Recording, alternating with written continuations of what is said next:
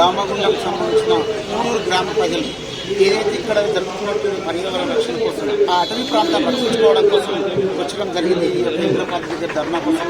So మరి అక్కడ ఉన్నటువంటి పరిస్థితులు ఏంటంటే అక్కడ దగ్గర ఉన్న వాళ్ళకి మాత్రమే తెలుస్తుంది కాబట్టి వారి మాటలు తెలుస్తుంది. ఇక్కడ పూర్ణ వాస్తవం కాబట్టి అక్కడ ఉన్నటువంటి నష్టము, అక్కడ ఉన్నటువంటి వాతావరణం అనేది ఎలా ఉంది, మరి ఇప్పుడు రాడల్ కేంద్రం వచ్చిన తర్వాత ఎలా ఉంటుందో వారి మాటలు తెలుసుకుందాం. ముందుగా మీకు ఏంటి సార్? నా పేరు రాజీవ్.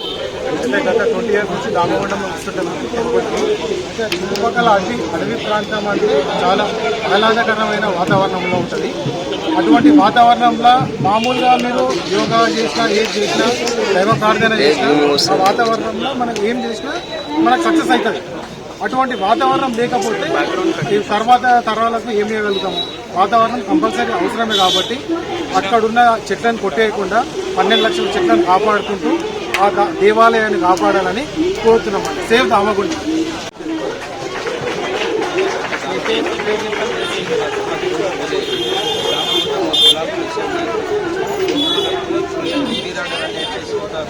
కోట్ల లక్షల నాశనం చేయడం 50,000 ప్రజలు ఆ దామగుండం అడవి ఆధారపడి ఉన్నారు.